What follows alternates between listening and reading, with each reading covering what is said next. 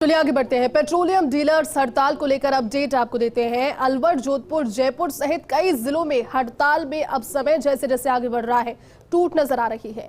Petroleum dealers association से जुड़े कई संचालक पेट्रोल डीजल की बिक्री अभी भी कर रहे हैं। ऐसे में जिन पंप पर बिक्री हुई वहां पर लंबी कतारें लगी हुई नजर आई। सहकार भवन के पास भी जो पेट्रोल पंप है उस पर बिक्री होती हुई नजर आई। इस समय हमारे साथ एसोसिएट एडिटर निर्मल तिवारी लाइव जुड़ चुके हैं। निर्मल जी, सुबह से तस्वीरें तो दिखाई लेकिन जानकारी भी दी, पहले जोधपुर फिर कोटा और अब इसी कड़ी में अलग अलग क्षेत्र ऐसे हैं जहां पर इस हड़ताल में टूट होती हुई नजर आ रही है। मुद्दा तो सबका है लेकिन टूट होती हुई नजर अब इसमें आने लगी है। निर्मल जी, क्या समझते हैं इसको लेकर? आप कहां इस समय मौजूद हैं और वहां से किस तरह की तस्वीरें इस समय? देखिए, इस समय जयती हम सहकार भवन के इंडियन ऑयल कॉर्पोरेशन का जो फिलिंग स्टेशन है उस पर मौजूद है। यहाँ पर ये भी वही पेट्रोलियम डीलर्स एसोसिएशन जो आरपीडी है उसके मेंबर हैं। उसके बावजूद यहाँ पर पेट्रोल और डीजल की निर्बाध बिक्री जारी है। ये जरूर है कि इसके ठीक सामने भारत पेट्रोलियम का जो खुद का कंपनी का आउटलेट है उस पर जरूर बिक्री हो रही थी क्योंकि वो कंपनी का आउटलेट था। लेकिन जितने भी प्राइवेट डीलर्स थे सबने जो 6712, क्योंकि पेट्रोलियम डीलर्स एसोसिएशन ने इस बात का दावा किया था कि प्रदेश के सभी 6712 पेट्रोल पंप बंद रहेंगे, उन पे पेट्रोल और डीजल की बिक्री आज सुबह 6 बजे से अनिश्चितकाल के लिए नहीं होगी।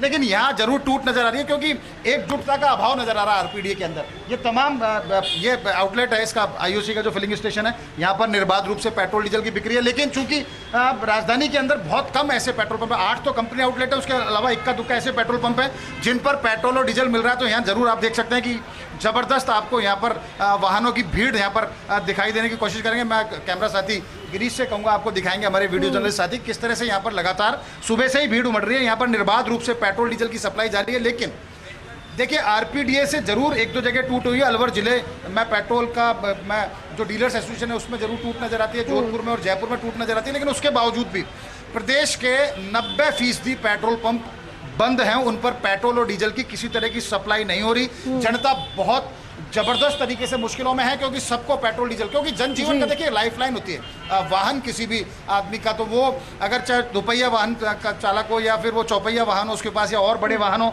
गुड्स से जुड़े हुए जितने भी कैरियर वाहन है वो सब हो, वो सब उनके पहिए थम जाते हैं क्योंकि पेट्रोल डीजल नहीं मिलता। और एक ही मांग है कि वैट को कम किया जाए। पड़ोसी राज्यों की तुलना में वैट राजस्थान के अंदर सर्वाधिक है। पंजाब और गुजरात के अंदर 13% के आसपास ही वैट है पेट्रोल के ऊपर। डीजल के ऊपर हमारे यहाँ 19% से ज्यादा है, पेट्रोल के ऊपर हमारे यहाँ 31% से ज्यादा है। लगातार इस बात की मांग है और कह रहे हैं कि 20% आरपीडी जो है उसका कहना है कि 20% वैट कम करना चाहिए। सरकार कमेटी गठन की बात कह चुकी है। कमेटी कब गठित होगी, कब ये लोग वार्ता की टेबल पर आएंगे, कब ये हड़ताल टूटेगी, इसका सभी को इंतजार है। लेकिन ये बात सही है कि जैसे जैसे हड़ताल की अवधि बढ़ती जा रही, क्योंकि 2 दिन सांकेतिक हड़ताल थी 8-8 घंटे की, आज पूरी हड़ताल है, अनिश्चितकालीन हड़ताल है। अगर 2-3 दिन और यही स्थिति रही तो आप मान लिए, यकीन मानिए कि जनजीवन पूरी तरह से ठप हो जाएगा। चाहे तमाम जो आम जरूरत के साधन है, चाहे वो निर्माण सामग्री हो, सब्जी हो, दाल हो, तेल हो, दवाइयाँ हो, सब में आपको महंगाई का असर देखने को मिलेगा। क्योंकि जैसे जैसे ट्रांसपोर्ट में अवरोध उत्पन्न होगा वैसे वैसे महंगाई बढ़ती जाएगी। फिलहाल यहाँ स्थिति आप देख सकते हैं। लगातार हमारे साथ इनसे भी बात करें। पेट्रोल डीजल मिल नहीं रहा और शहर में किस तरह के हालात हैं? गंदे हालत साहब, बहुत गंदे हो रहे हैं। आपको लगता है सरकार को वैट कम करना चाहिए, राहत देनी चाहिए? बिल्कुल देनी चाहिए। क्या कहेंगे आप पूरे इस मामले में? ये चीज़ डेली नीडेड चीज़ है तो इसमें होना ही चाहिए। डेली नीड की चीज़ों पर देखिए, निश्चित तौर पर अगर वैट कम होगा तो ट्रांसपोर्ट कम होगा, ट्रांसपोर्ट की दर कम होंगी तो महंगाई में राहत मिलेगी। जैसे तमाम लोग हैं यहाँ, लगातार आप भीड़ का आलम देख सकते हैं। मैं दिखाने की कोशिश करूँगा आपको कि किस तरह से यहाँ जबरदस्त कतारें लगी हुई हैं। और चूंकि राजधानी जयपुर के अगर सीधे तरह से बात करें, 750 से ज़्यादा पेट्रोल पंप यहाँ पर बंद पड़े हुए हैं पूरे जिले के अंदर।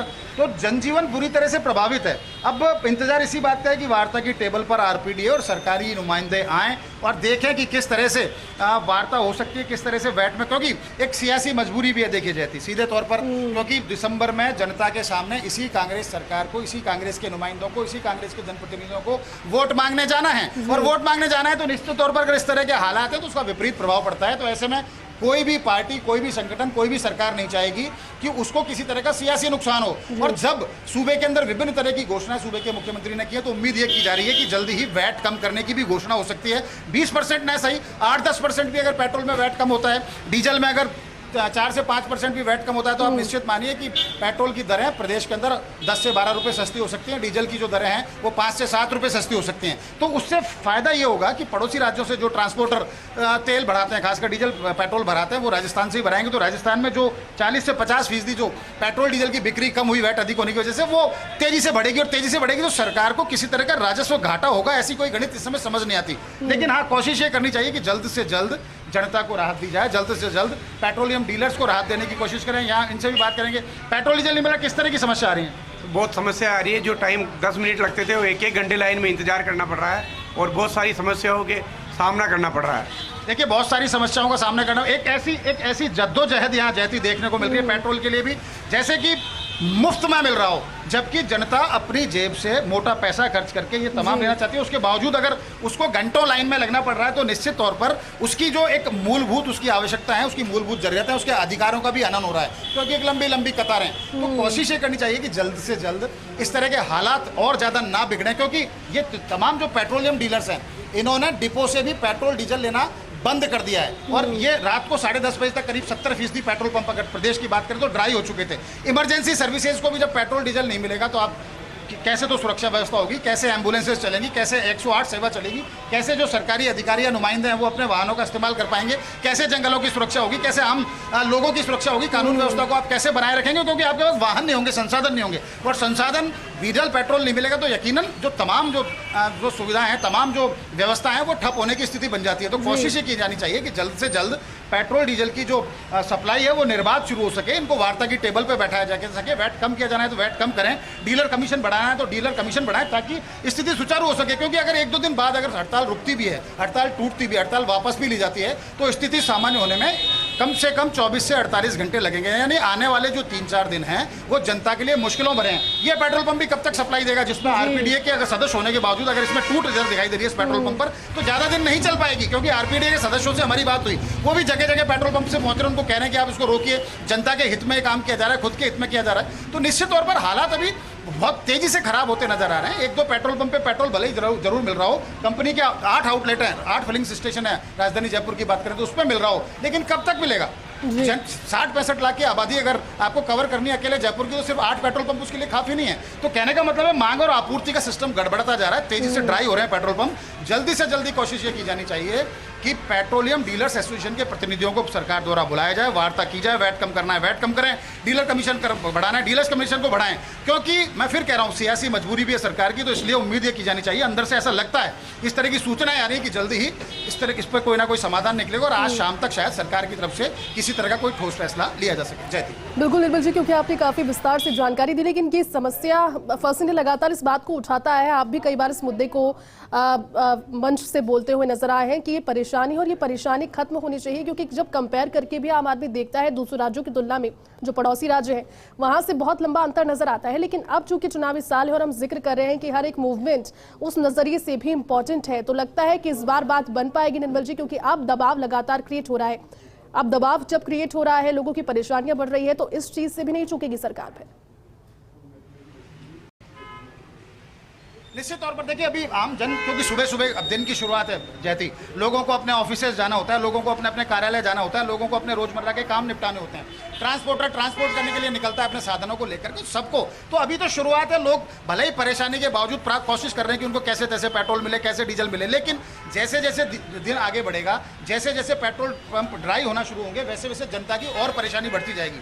और मैं फिर दोहरा दूं आपको कि सरकार की सियासी मजबूरी है। आज सितंबर चल रहा है, अक्टूबर नवंबर 2 महीने बचे हैं, आपको 2 महीने बाद जनता के सामने जाना है वोट मांगने के लिए। और जनता के सामने जाना है तो जनता को बताना पड़ेगा, जनता जब आपसे सवाल पूछेगी तो बड़ा सियासी नुकसान आपको उठाना पड़ेगा। इसको सियासी फायदे में कैसे कन्वर्ट किया जाए, वही सब सरकार का थिंक टैंक इस समय सोच रहा है। फाइनेंस के जितने भी बड़े ब्यूरोक्रेट्स हैं वो इस बात के लिए बैठे हैं, उनको पता है, वो एक एक पल की सूचना मुख्यमंत्री को दे रहे हैं, एक एक पल की सूचना वो खाद्य आपूर्ति मंत्री के जरिए पहुंचाने की कोशिश कर रहे हैं कि किस तरह से हालात बिगड़ रहे हैं। तो इसका सियासी फायदे में इसको नुकसान को कैसे कन्वर्ट किया जाए, उसका एक ही तरीका है कि आप वैट कम कर दीजिए, आप डीलर्स का कमीशन वेतन बढ़ा दीजिए, आप इस हड़ताल को तोड़वाइए और जनता को बताइए कि सरकार आपके साथ है, हम आपके साथ खड़े और आपके लिए ही हमने वैट कम किया, आपको इस तरह से राहत दी जा रही है। क्योंकि कोरोना के दौर में 3 बार राज्य सरकार ने वैट को बढ़ाया पेट्रोल डीजल के ऊपर, 2 बार कम भी किया, लेकिन उस अनुपात में कम नहीं किया जिस अनुपात में बढ़ाया था। 180 करोड़ रुपए से ज्यादा का राजस्व सरकार को रोजाना इससे मिल रहा है। वो तब है जब 50 से 60% बिक्री घटी है। अगर हम वैट को कम करते हैं, पड़ोसी राज्यों की तुलना में वैट को लेके आते हैं, तो इस बिक्री को बढ़ा सकते हैं, तो सरकार को किसी तरह के राजस्व घाटे की स्थिति नहीं है। लेकिन कौन ब्यूरोक्रेट इस साहसिक फैसले को लेता है, कौन इस बात को सूबे के मुखिया तक पहुंचाता है प्रॉपर तरीके से इस गणित को, तभी ये सब कुछ हो पाएगा। क्योंकि जिस तरह की सूचना मिल रही है कि मुख्यमंत्री फिलहाल मुंबई की यात्रा के लिए रवाना हो गए, ऐसे में उस पूरे थिंक टैंक की जिम्मेदारी है जो सरकार को पीछे से संभाल रहे, पूरे प्रशासन को कानून व्यवस्था बनाए रखने की उनकी जिम्मेदारी है। जनता को महंगाई ना डसे, उसको किस तरह से उसको नियंत्रित किया जाए, उसकी जिम्मेदारी उन ब्यूरोक्रेट्स की है। तो निश्चित तौर पर जल्द से जल्द आरपीडीए के सदस्यों को वार्ता की टेबल पे ऐसा बुलाया जाएगा, ऐसा लग रहा है। और बुलाए जाने के बाद तमाम बातें होंगी, गुणागुणों के आधार पर देखा जाएगा कि वैट कम किया जा सकता है, नहीं किया जा सकता, डीलर्स का कमीशन कैसे बढ़ाया जा सकता है, वो सब देखा जाएगा। तभी जाके स्थिति सामान्य होगी। क्योंकि जैसे जैसे दिन चढ़ेगा, लोगों की पेट्रोल डीजल की डिमांड बढ़ेगी, वैसे वैसे हालात खराब होते जाएंगे। यहाँ पुलिस के भी कुछ जवान हमने पीछे से भी देखे, वो भी व्यवस्था को नियंत्रित करने की कोशिश करें, लेकिन कितनी देर तक नियंत्रित करेंगे जनता का। तो अभी चूंकि दिन की शुरुआत हुई तो लोग आना शुरू हुए, जैसे जैसे दिन चढ़ेगा लोगों की भीड़ भी बढ़ेगी, लोगों की भीड़ बढ़ेगी, मांग और सप्लाई के अंदर अगर उसका अंतर बढ़ेगा, डिमांड और सप्लाई का अंतर बढ़ेगा, तो हालात बेकाबू होंगे। तो हालात बेकाबू हों, हड़ताल अभी 2-3 दिन और आगे चले या उससे कहीं ज्यादा आगे चले, उससे बचने के लिए बहुत जरूरी है कि जल्द से जल्द वार्ता शुरू की जाए। यह जरूर है कि आरपीडीए के कुछ सदस्यों में टूट दिखाई देती है, लेकिन ऐसी टूट नहीं है जिससे जनता को राहत मिले। आप प्रदेश के 5-6 करोड़ लोगों को इस तरह की राहत दे सके, वैसी स्थिति में नहीं है। क्योंकि पेट्रोल पंप है 6712, जनता की डिमांड बहुत ज्यादा है, गर्मी का मौसम है, सबको चाहिए। खेतों में भी इस समय चूंकि फसल का टाइम हो रहा है, तो सबको डीजल की वहां भी डिमांड बढ़ी है। तो बहुत ऐसी समय वो स्थितियां हैं जो बिल्कुल गड़बड़ा जाएंगी। तो उसको उससे बचने के लिए जल्द से जल्द कोशिश ये की जाएगी, वार्ता शुरू और इस हड़ताल को समाप्त करना जाए। बिल्कुल निर्मल जी, पूरी टेक्निकली आप चीजों को समझा रहे थे। उम्मीद करते हैं कि लोगों को राहत जल्द से जल्द मिलेगी। शुक्रिया हमारे साथ जुड़ने के लिए और पूरी बातचीत के लिए।